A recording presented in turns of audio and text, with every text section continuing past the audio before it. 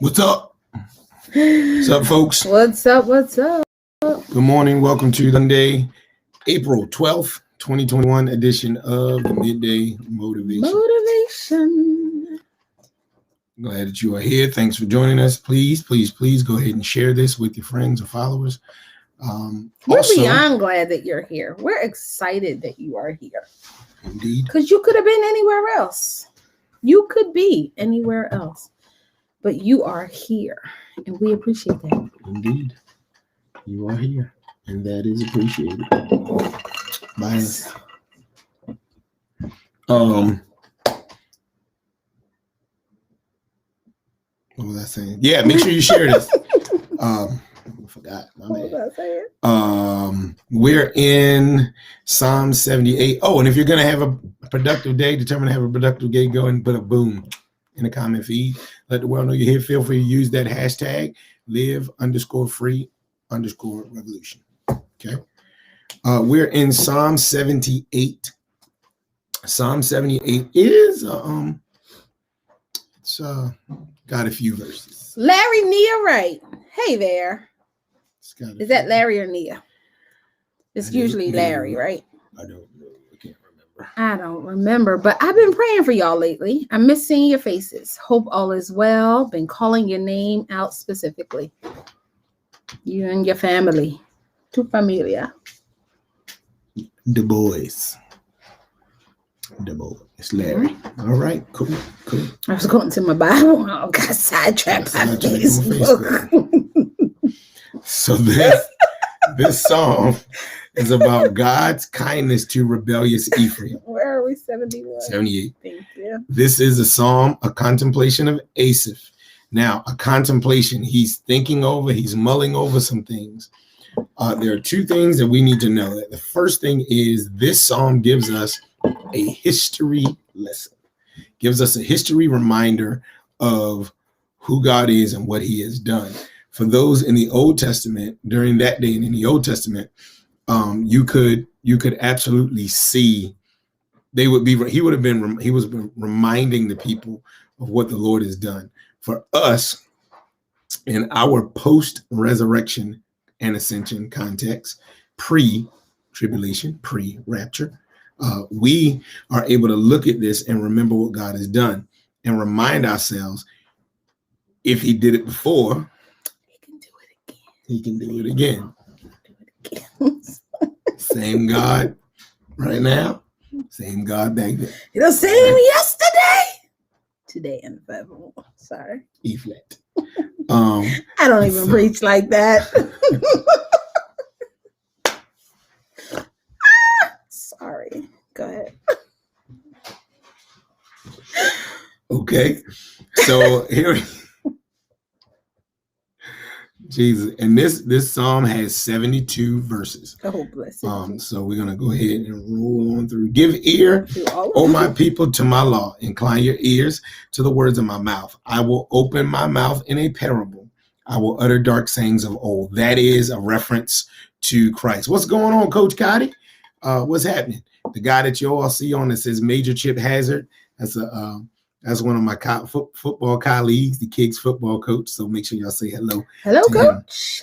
I will open my mouth in a parable. Now, how does Jesus teach? Most of the time is through parables, right? I will open my mouth in a parable. What's a good Sunday school answer? What's a parable? What's a good Sunday school answer? An earthly story with a heavenly meaning. Yeah, a little bit. This is a long one. Which we have heard and known as our fathers have told us. Of course, he's beginning to make reference to what the Lord has done. And you can, and all of these things that are mentioned, you can read in the book of Exodus, right? You can read in the book of Deuteronomy. You can read in Leviticus, Numbers, okay? Verse 4, we will not hide them from their children, telling to the generation to come the praises of the Lord and his strength and his wonderful works that he has done. Now remember what it says in Deuteronomy 6, when you use the mezuzah, and you put it on the door frame of your house. That's what's usually canted like that when you walk into Any Jewish home or Jewish business. Yep, you'll see them sitting right every there. door. And what's in inside? Deuteronomy something. Bind them, teach them when they come and bind them on the head and on the neck and all of that. That verse. Yeah, that. All right. Them verses. I think it's Deuteronomy 6, but I'm probably wrong. I think I'm thinking it's either 6 and 4 or 4 and 6. Something like that. Yeah. Verse 5. For he established a testimony in Jacob and appointed a law in Israel. Okay, now Abraham, Isaac, and Jacob. What did he call Jacob? Israel, right? Which he commanded our fathers that they should make them known to their children. What we just made reference to, that the generation to come might know them, the children who would be born, that they may arise and declare them to their children. Okay, right there. That they may set their hope in God and not forget the works of God, but keep his commandments. Verse 8, and may not be like their fathers, a stubborn and rebellious generation, a generation that did not set its heart aright and whose spirit was not faithful to God. The children of Ephraim. Now, let me make a reference note to this. Ephraim, sometimes the Lord uses Ephraim to talk about the northern tribes, those 10 tribes. And then other times he uses Ephraim to talk about the entire nation of Israel. Okay. We're live. Give me that all every single time. It's amazing what happens in our home between 11 a.m. and 11:30 a.m. It's amazing what happens. Not even that. All right. The children of Ephraim, being armed and carrying bows, turned back in the day of battle. Now, what is this we're talking about? It's just talking about when they should have been trusting God, they turned away from God. The day of battle is a euphemism, as in the entire time that the Lord was leading them out of the from Egypt. They did not keep the covenant of God, lead them out from Egypt and going to the promised land. They did not keep the covenant of God. They refused to walk in his law and forgot his works and his wonders that he had shown them. Marvelous things he did in the sight of their fathers, in the land of Egypt, in the field of Zoan, the dog. He divided the sea and caused them to pass through. Now, what's that reference to? The Red Sea, right? Divided the sea and caused them to pass through and made the water stand like a heap. The water stood to the left and to the right. In the daytime also, he led them with the cloud, and all the night with a light of fires, like God's divine night light. You all remember this. Yes, Deuteronomy 6, 4-9. Good job. Thank you there, Sister Phyllis Womack. In the daytime also, he led them with the cloud, and then all the night with a light of fire. He split the rocks in the wilderness and gave them drink in abundance like the depths. Okay. He also brought streams out of the rock and caused waters to run down like rivers.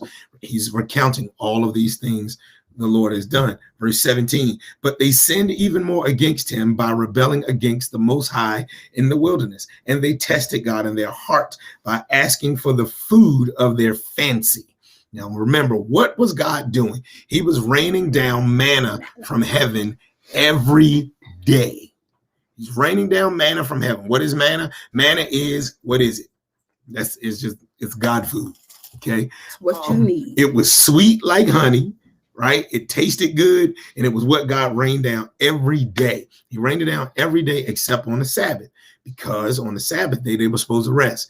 And Sunday through Thursday, they got enough for that day. If they got too much, it turned into maggots and worms. And then on Friday, they got enough for Friday and Saturday. Because it was not going to rain down manna on the Sabbath.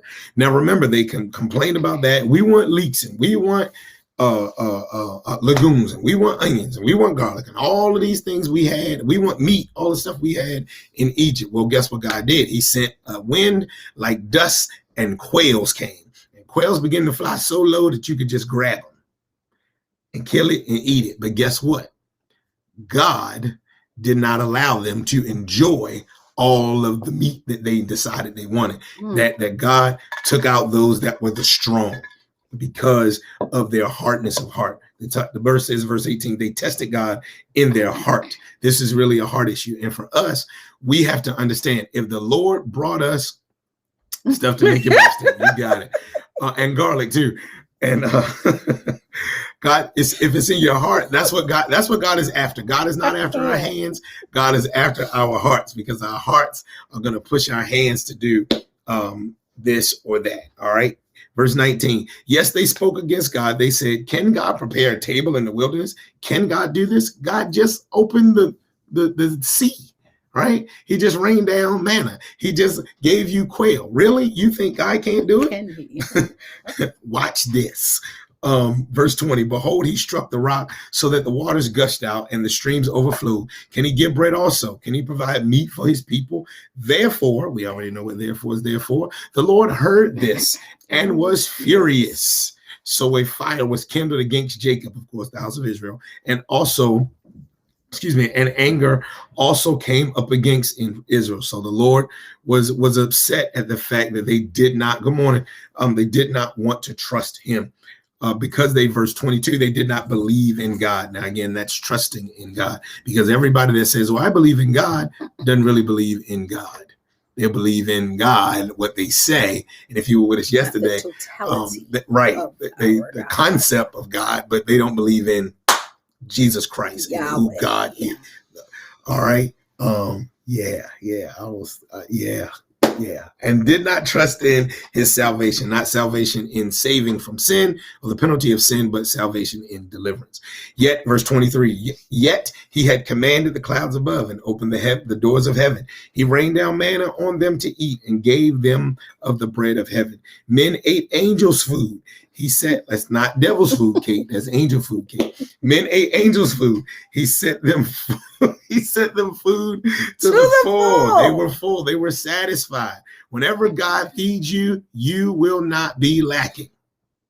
And I would even bet that is the same word in the original text. I'm going to go check, but I put all my money that is the same word for abundant life. Gotcha. Life overflowing to the full. Yes.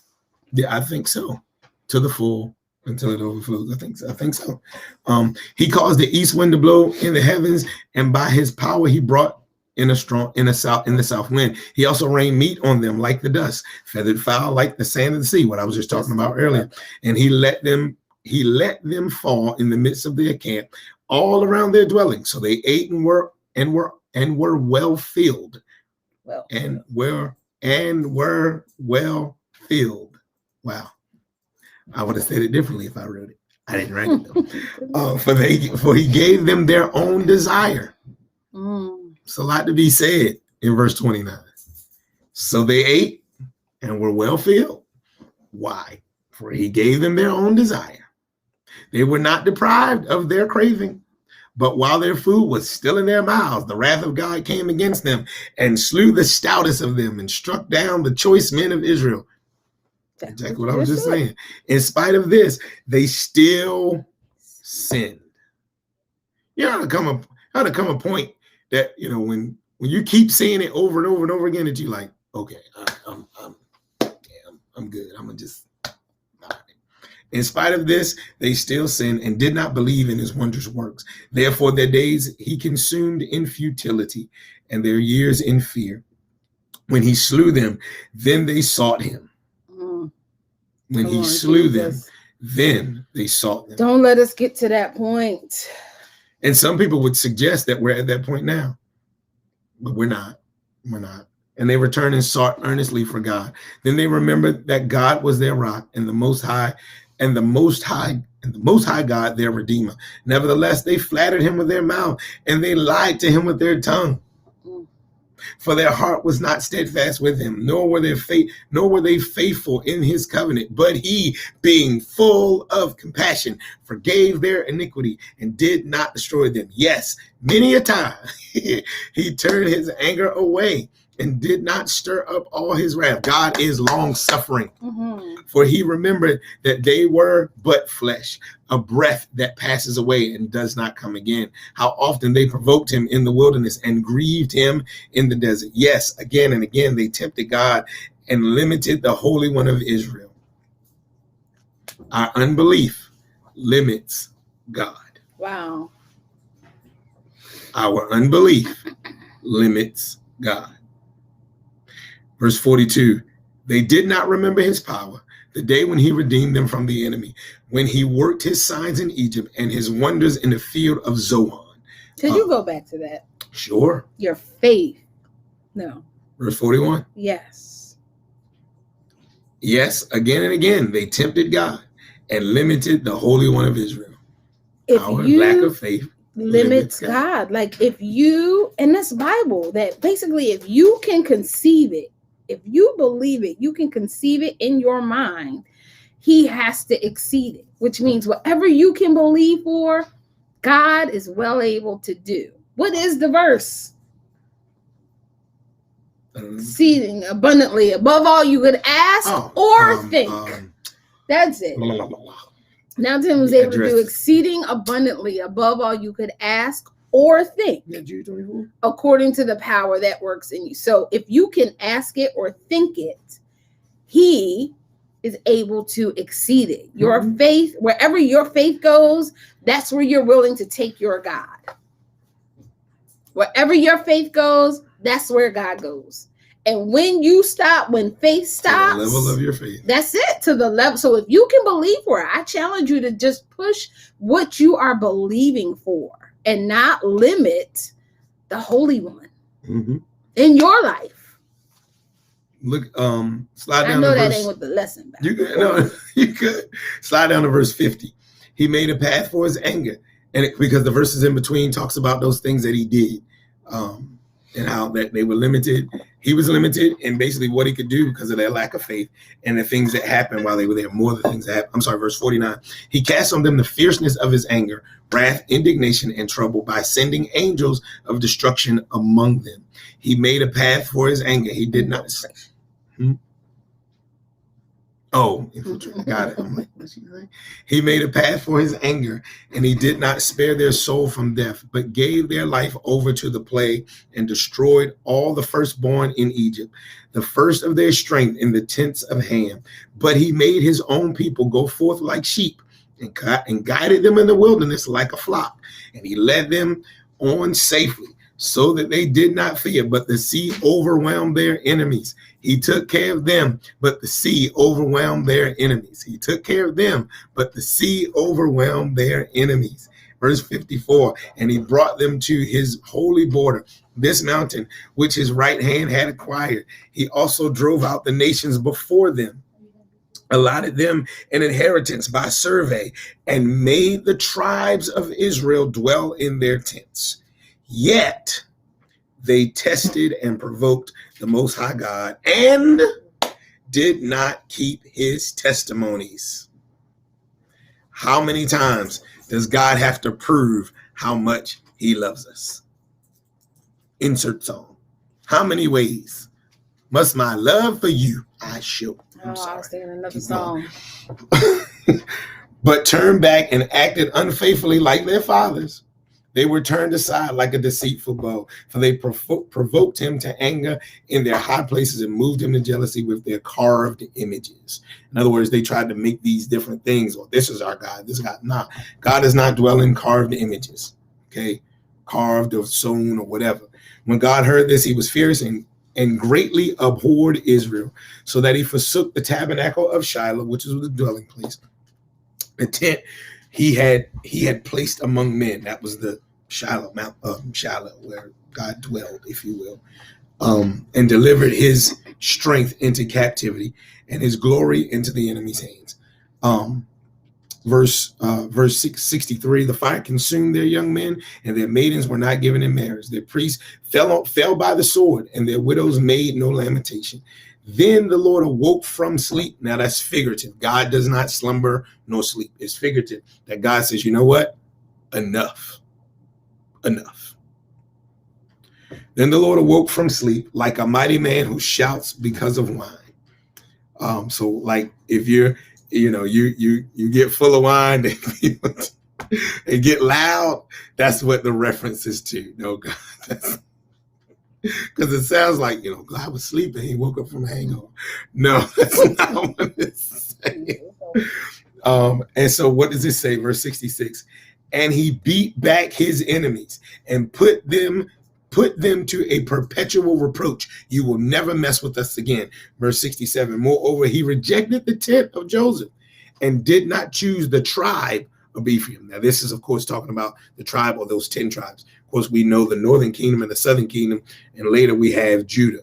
Verse 68, but chose the tribe of Judah. Okay, Mount Zion, which he loved. Okay, so that's those 10, and these are these 2. And he built his sanctuary like the heights, like the earth, which he has established forever. He also chose David, his servant, and took him from the sheepfolds, and following the ewes that had young, he brought him to shepherd Jacob, his people, and Israel, his inheritance. Verse 72, so he shepherded them according to the integrity of his heart. Whose heart? David's heart. And guided them by the skillfulness of his hand. Did you catch that? That through all of the different things, God chose Judah because of David. And because of David's heart. So verse 72, God shepherded them according to the integrity of his heart. So God led them based on David's integrity. And God is leading them by way of David's skillful hands. So it matters.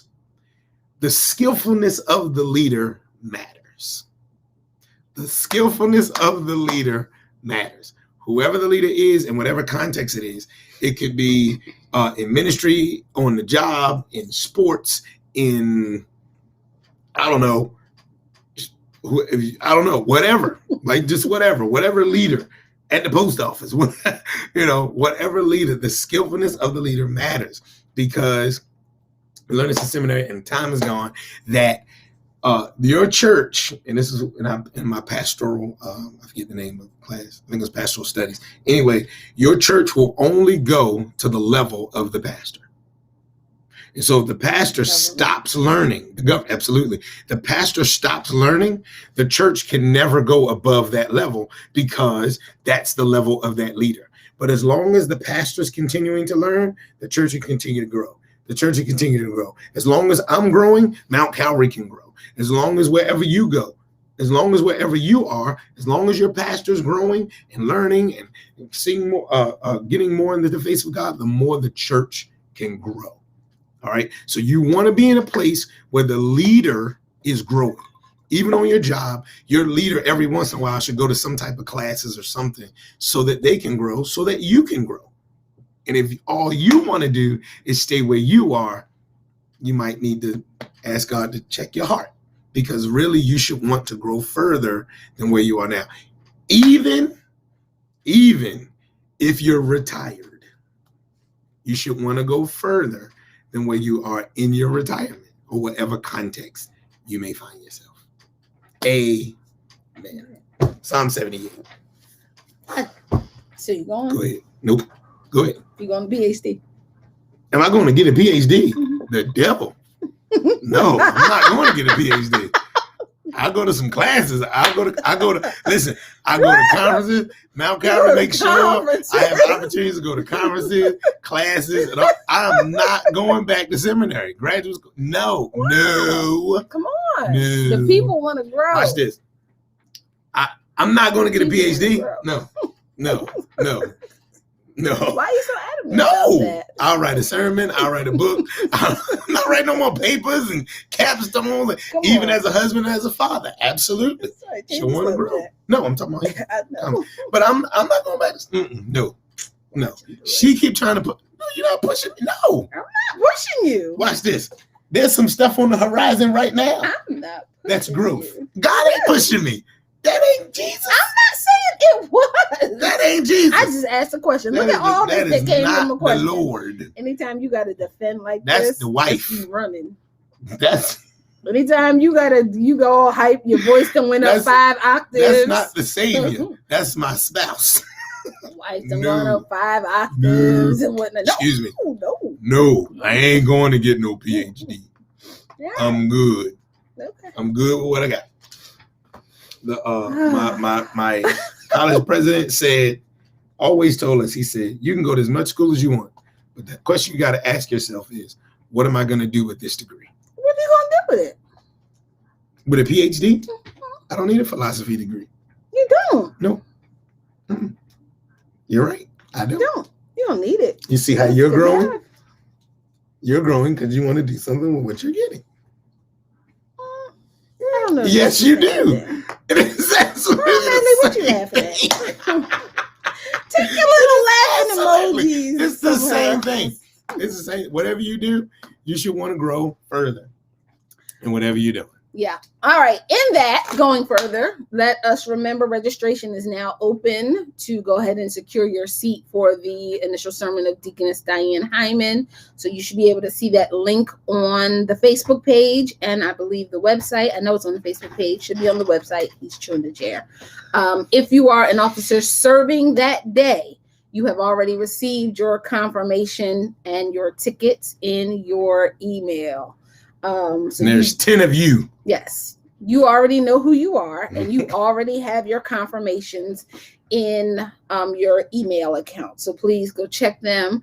You're going to need to register. Please do not show up Sunday afternoon and just expect to get in because it's your church. I told you. You have to register. Seating is limited. We are following safety protocols. We are still socially distancing, still abiding by CDC guidelines. So please go on, register. It is a simple task. Go to the site.